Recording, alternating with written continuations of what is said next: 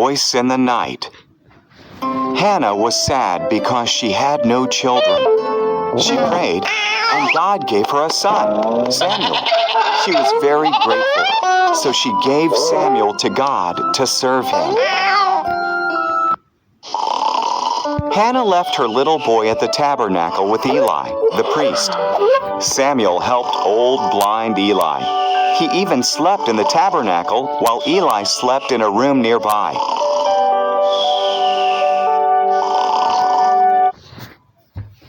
One night, Samuel heard someone call his name.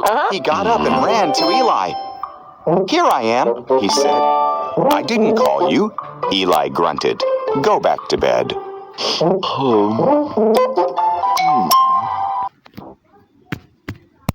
Samuel crept back to bed. He heard his name again. Samuel ran back to Eli. "Here I am," he said. "I didn't call you," Eli sighed sleepily. "Go back to bed."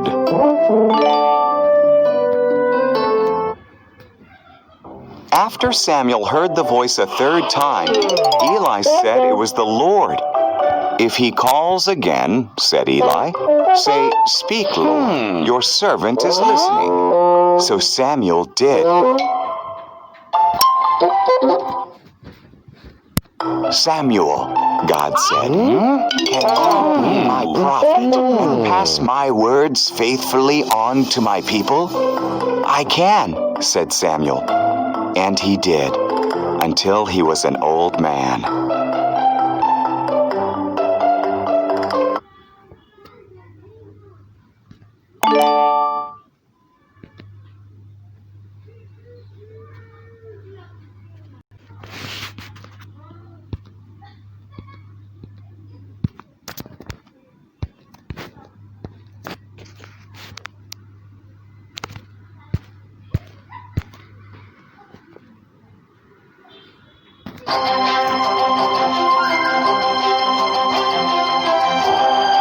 Stones, slings, and giant things.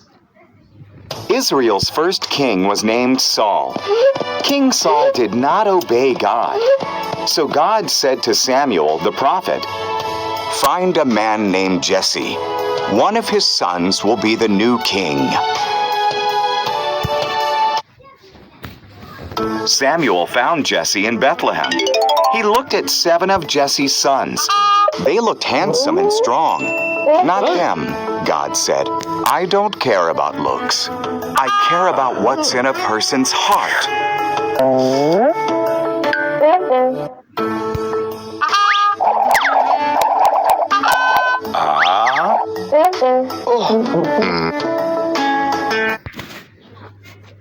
Jesse sent for his youngest son, David, who was tending sheep in the fields. Samuel saw him, and God said, "He is the one." So David was anointed the new king. Sometime later, Israel fought the Philistines. A giant Philistine soldier called Goliath challenged the Israelites to send a champion to fight him. But the Israelites were all too afraid.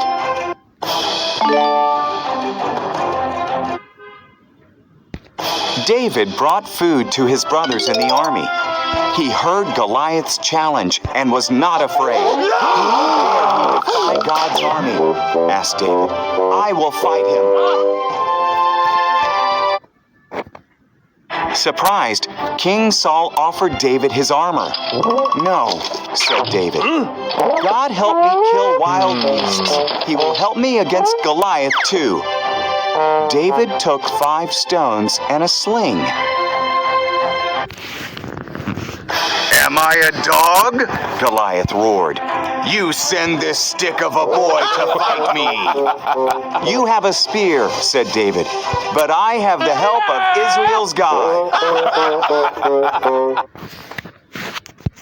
David put a stone into the sling and threw it. It struck Goliath's forehead and knocked him down. The Israelites defeated the Philistines. With God's help, David was a hero.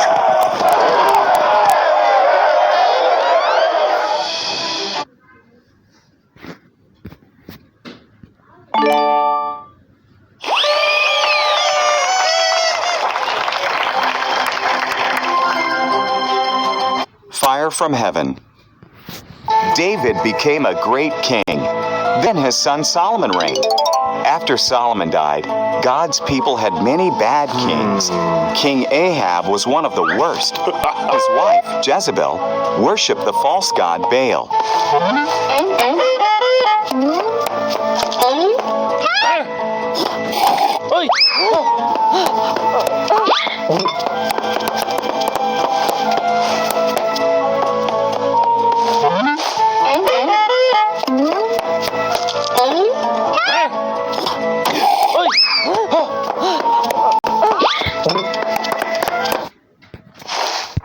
Jezebel persuaded Ahab and God's people to worship Baal too. Because of their sins, God stopped the rain for several years. Then he sent his prophet Elijah to King Ahab. "You have disobeyed God and worshipped Baal," Elijah said. "Tell everyone, including the prophets of Baal, to meet me on Mount Carmel. I will prove who the true God is." Everyone gathered on the mountain. Then Elijah said to the people, "Make up your mind. If the Lord is God, follow him. However, if Baal proves himself today, follow him." Baal's prophets and I will each kill a bull, place it on an altar, and pray. The God that sends fire to burn up the bull is the true God.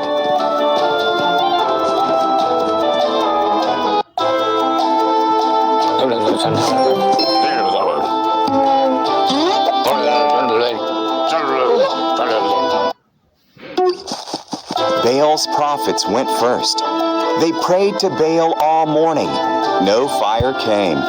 "Maybe Baal is sleeping," Elijah laughed. "Shout louder." So Baal's prophets shouted all afternoon.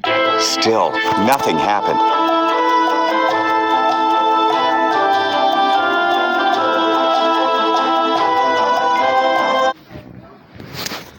Elijah built an altar.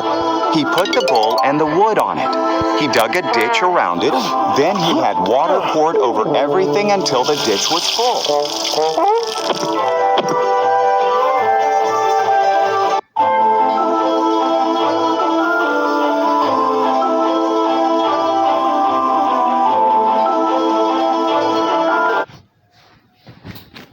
Elijah prayed.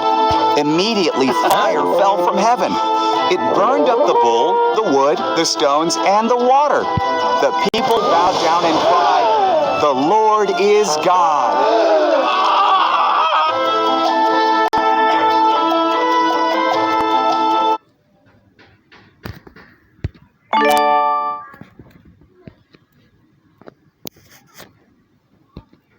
A roaring rescue. God's people disobeyed him, so he let their enemies take them into captivity. They destroyed Jerusalem and carried away many of the Jews to their own country, Babylon. Daniel was one of the Jews in Babylon. He trusted God and prayed to him 3 times a day. God blessed Daniel, and he became a powerful leader in that country.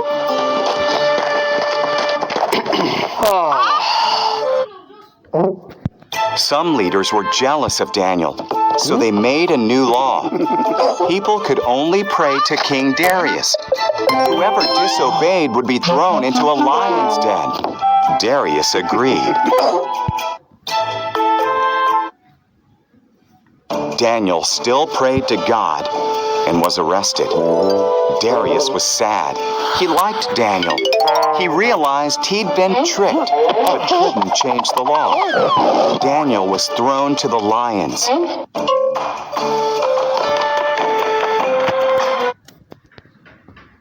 The lions roared and crept up to Daniel. Then an angel arrived. It was God who sent him. The angel shut the lions' mouths. Daniel spent the night there unharmed.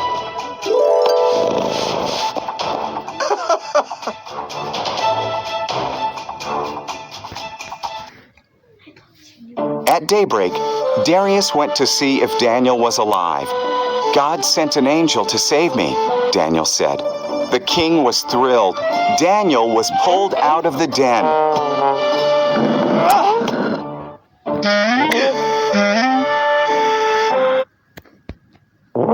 Then King Darius had Daniel's enemies thrown into the den. The lions gobbled them up. King Darius told everyone in his kingdom to honor Daniel's powerful living God.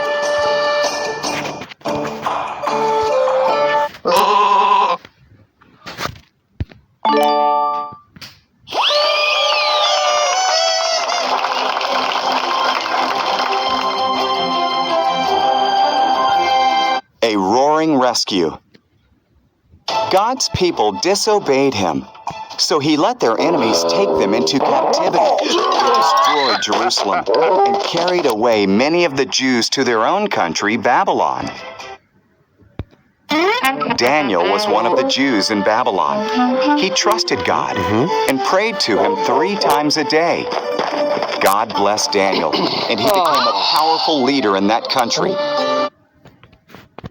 Some leaders were jealous of Daniel, so they made a new law. People could only pray to King Darius. Whoever disobeyed would be thrown into a lion's den. Daniel still prayed to God and was arrested. Darius was sad. He liked Daniel. He realized he'd been tricked. He couldn't change the law. Daniel was thrown to the lions. The lions roared and crept up to Daniel. Then an angel arrived. It was God who sent him. The angel shut the lions' mouths. Daniel spent the night there unharmed.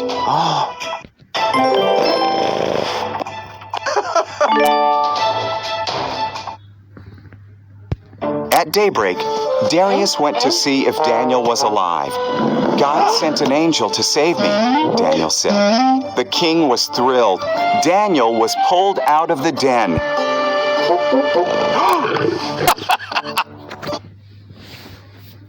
Then King Darius had Daniel's enemies thrown into the den. The lions gobbled them up. King Darius told everyone in his kingdom to honor Daniel's powerful living God.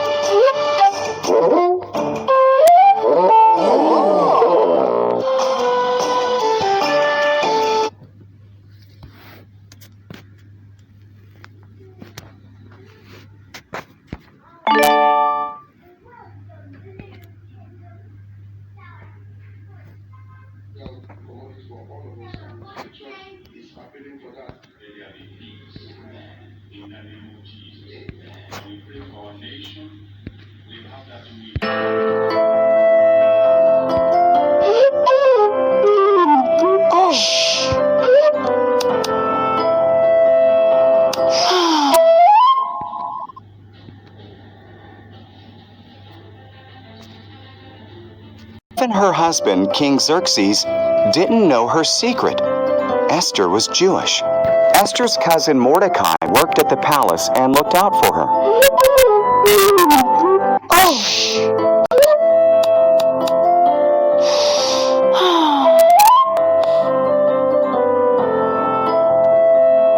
The brave and beautiful queen. Esther was the queen of Persia. Even her husband, King Xerxes, didn't know her secret. Esther was Jewish. Esther's cousin was the brave and beautiful queen. Esther was the queen of Persia. Even her husband, King Xerxes, didn't know her secret. Esther was Jewish. Esther's cousin Mordecai worked at the palace and looked out for her. Xerxes' advisor, Haman, received a great reward. He was very proud. Everyone except Mordecai bowed down to him. Haman was insulted. He vowed to kill Mordecai and all the Jews.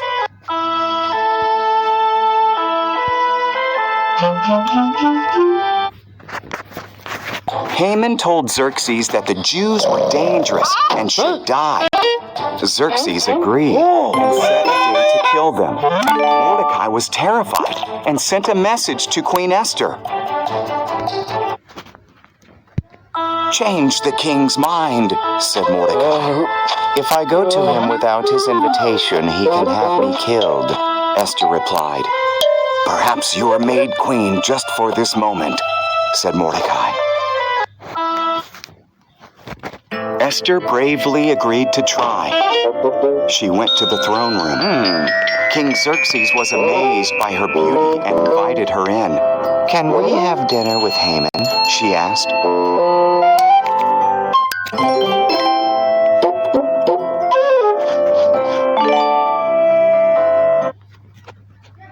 Haman was building a big gallows in his backyard. He planned to hang Mordecai on it. Then the king's invitation arrived, so Haman went to the palace for dinner.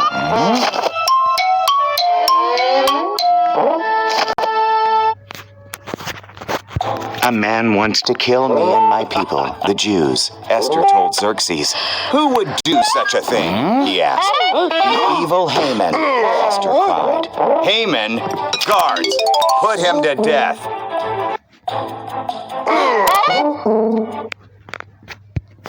So Haman was hanged on the gallows he'd built for Mordecai. Because of Esther, the Jews were saved. They celebrated with a great feast, which they observe to this day.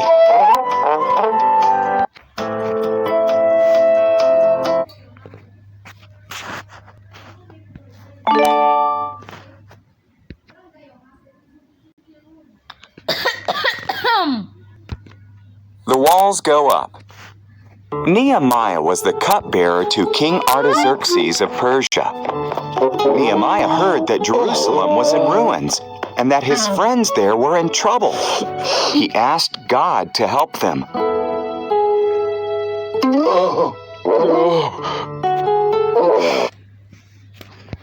God gave Nehemiah the courage to speak to King Artaxerxes.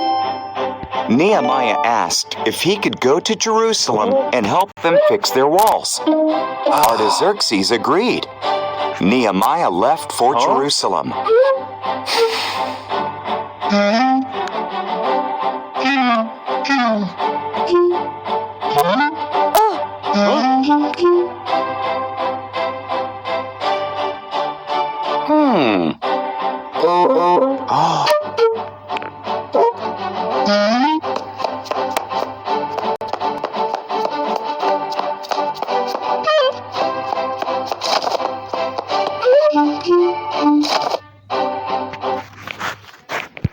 Nehemiah walked around Jerusalem.